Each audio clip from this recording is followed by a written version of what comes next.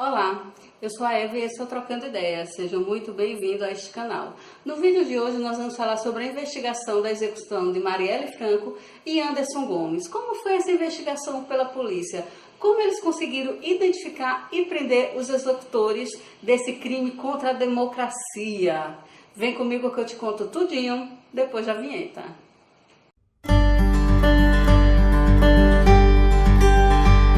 Marielle foi executada com 4 tiros na região do pescoço e cabeça. Anderson com 3 tiros na região das costas. Duas testemunhas que estavam muito próximas aí ao local onde foi feito esse assassinato, elas não foram ouvidas assim de imediato pela divisão de homicídio. Eu fico me perguntando por quê. Segundo algumas testemunhas que estavam no local, assim que ocorreu o assassinato, policiais militares do 4º Batalhão, que era ali da região de São Cristóvão, eles chegaram ao local onde Marielle e Anderson tinham sido mortos. E o que eles fizeram? Eles afastaram as pessoas e mandaram todo mundo ir para casa. Eu fico pensando, por quê? Por que mandar as possíveis testemunhas para casa? Você chega em um local onde houve disparo de arma de fogo, você tem 2 pessoas mortas, uma ferida, e possíveis testemunhas daquele crime você manda para casa? Eu não sei se eu assisto CSI demais, se eu assisto muito filme policial, em que quando o policial chega na cena do crime, ele tenta reter o maior número de pessoas ali para obter informações sobre o que aconteceu, e nesse caso a polícia manda para casa? Me diz aí, será que isso é normal? Será que isso é rotineiro aqui no Brasil? Esse é o meio esse é o método utilizado pela polícia? É meio estranho, eu acho que é meio estranho. A princípio, se imaginou que Marielle e Anderson tivessem sido executados com uma 9mm por conta das cápsulas que foram encontradas ali no chão, perto do carro. Depois de uma análise mais aprofundada e de um pouco mais de investigação, encontraram-se ranhuras nesses fragmentos, nessas cápsulas, que identificaram que a arma que executou Marielle e Anderson não tinha sido uma 9mm, mas sim uma submetralhadora HK-MP5, que é normalmente usada aí pela Força Militar de Elite do estado do Rio de Janeiro. Aí você deve pensar, mas a bandidagem deve ter essas armas também, com certeza, e deve ter um número muito maior do que as Forças Armadas, do que a polícia e tudo mais. Não, essa não é uma arma muito fácil de encontrar nas mãos dos criminosos. Ao contrário da 9mm, que é facilmente encontrada aí na mão da criminalidade, essa submetralhadora não é. Em 9 anos foram confiscadas, digamos assim, do crime, pouco mais de 10 unidades dessa submetralhadora. Ou seja, não é uma arma que os bandidos gostem de usar, que os bandidos usem, porque eles trocaram essa submetralhadora há algum tempo pelo fuzil, que eu acredito que tem um poder de fogo maior.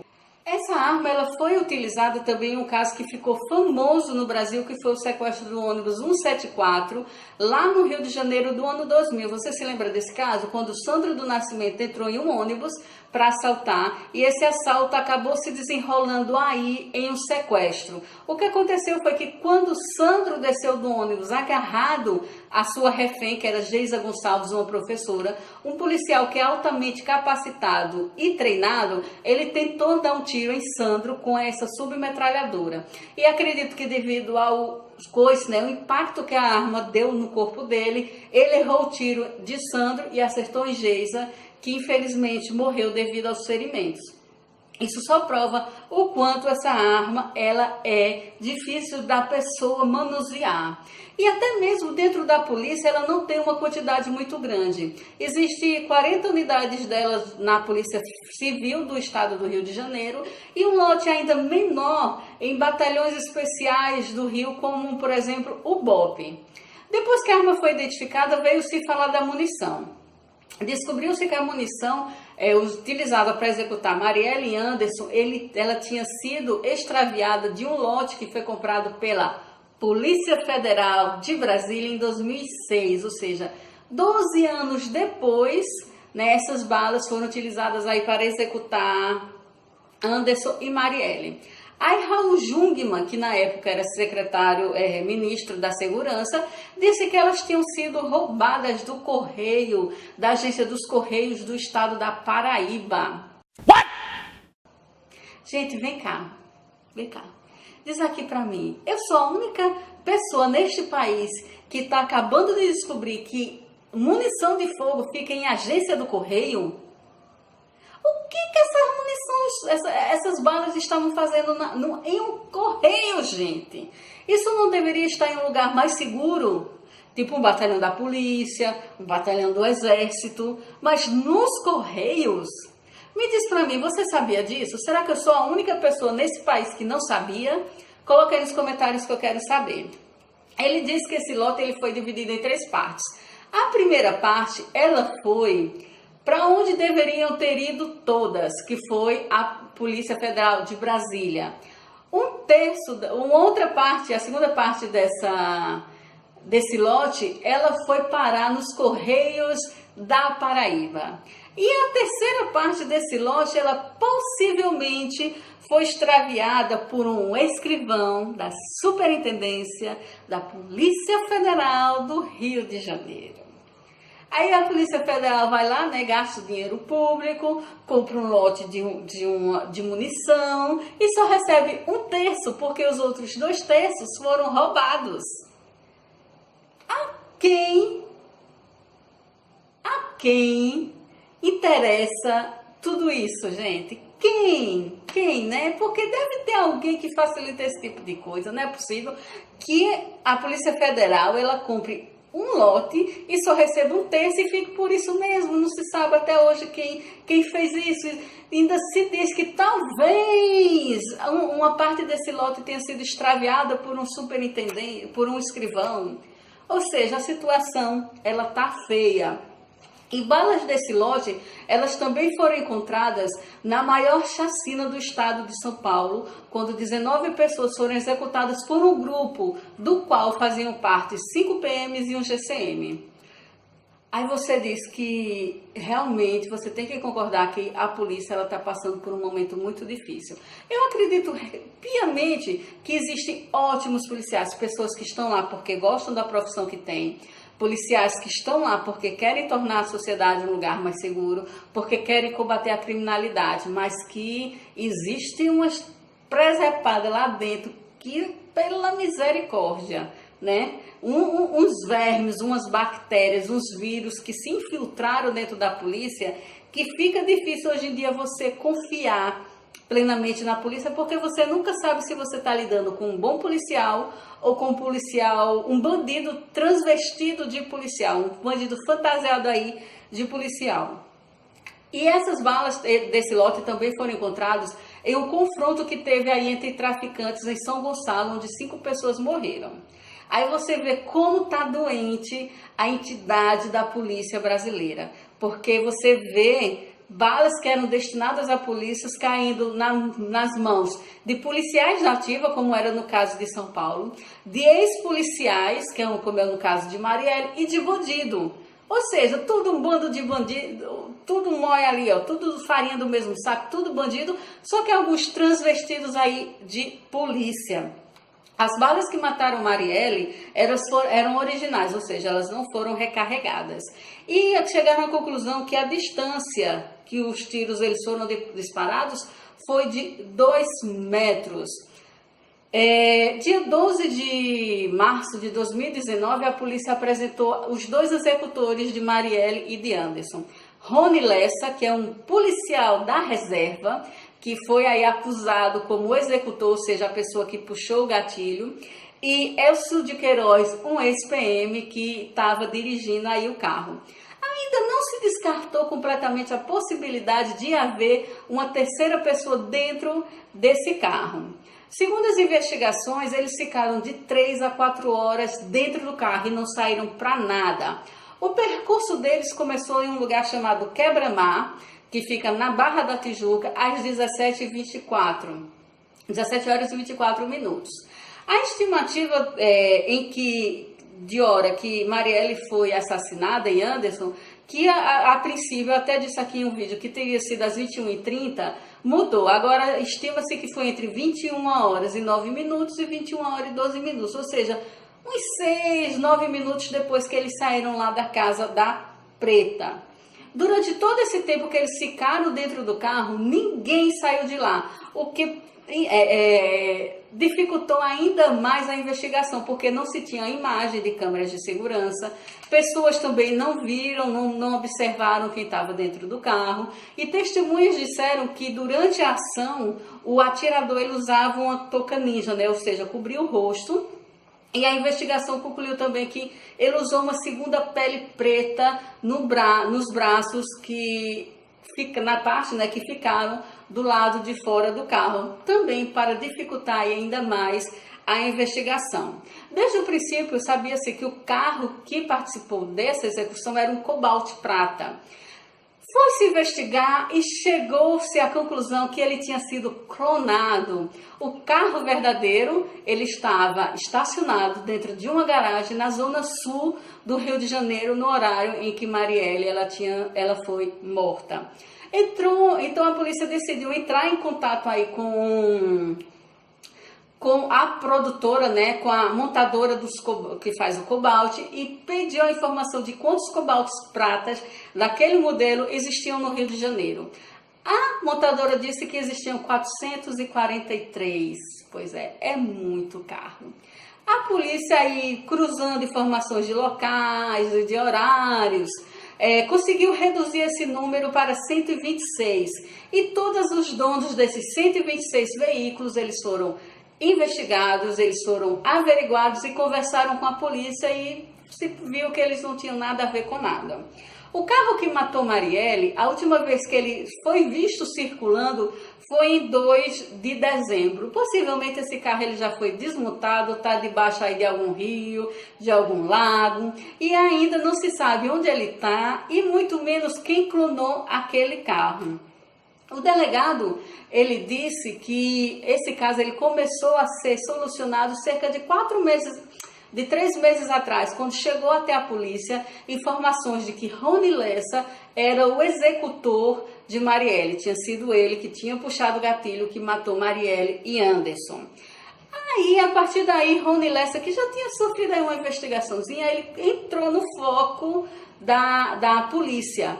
E um caso que aconteceu com ele em abril, ou seja, poucos dias depois da morte de Marielle e Anderson, fez com que ele ficasse ainda mais interessante para a polícia.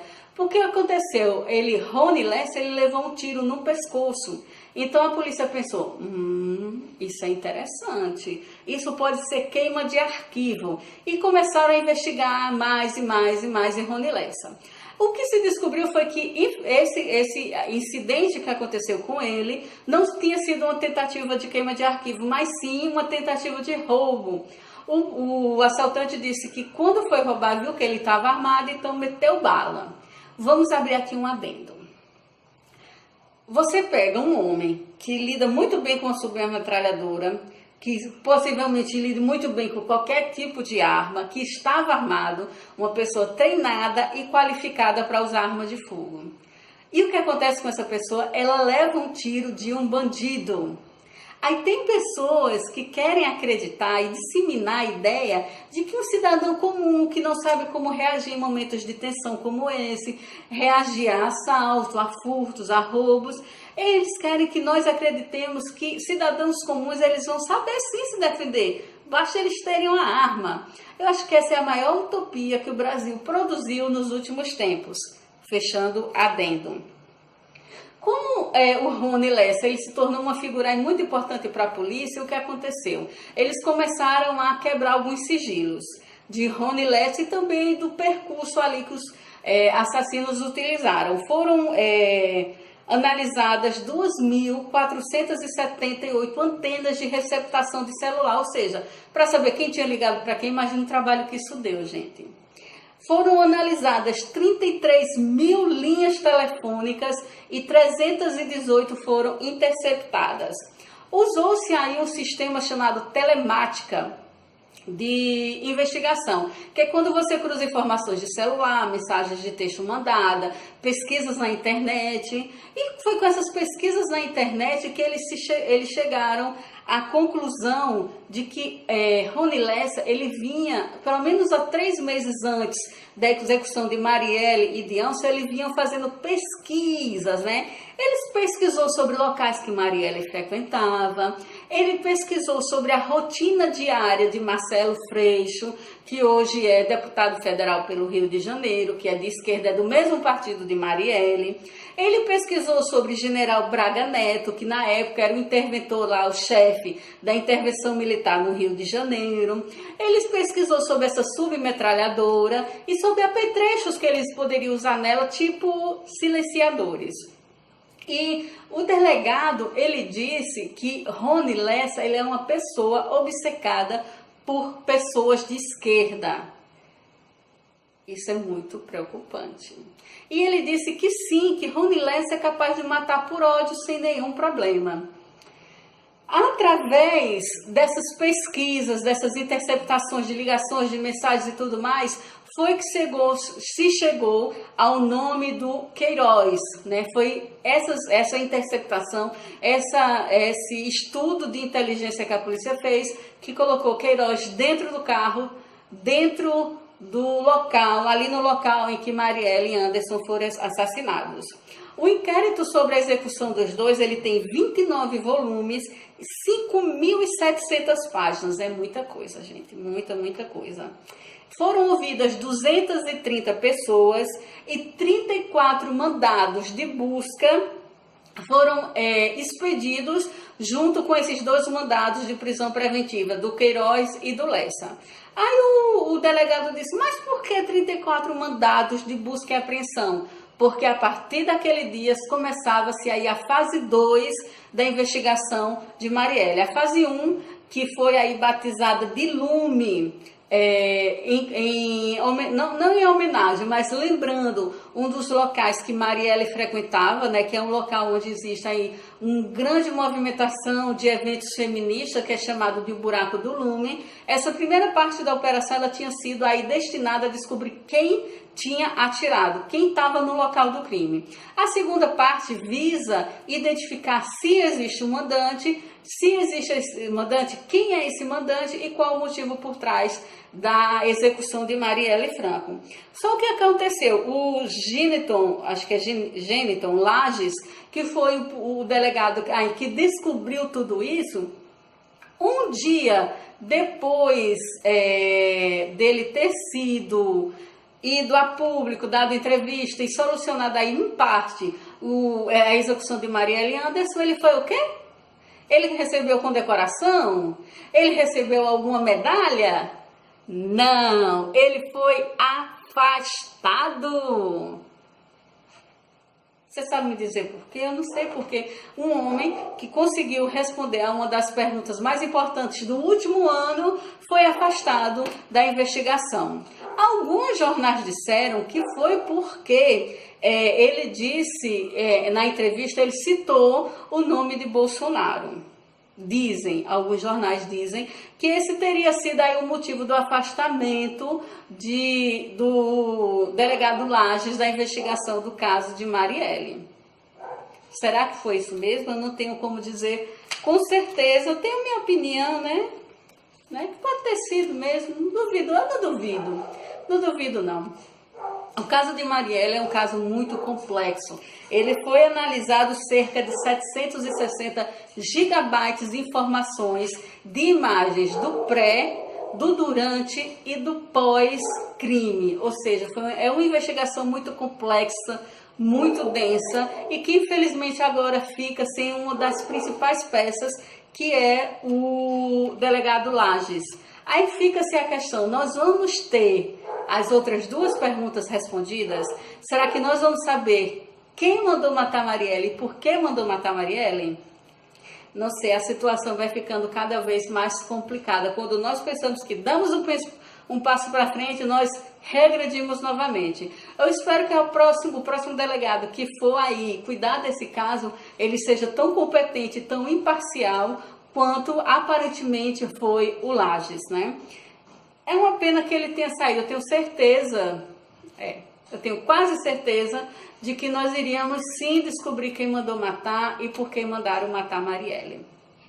Então esse é o vídeo de hoje que eu tenho para compartilhar com vocês. Espero que vocês tenham gostado.